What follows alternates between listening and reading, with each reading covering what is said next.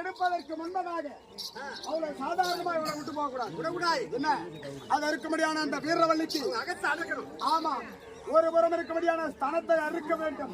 அந்த பாண்டராயனுக்கு ஒரு புறம் மீசையை எடுக்க வேண்டும். இப்படி அசிங்கப்படுத்தி போக வேண்டும். ஸ்தனத்தை எடுக்கணும். ஆமானுங்க.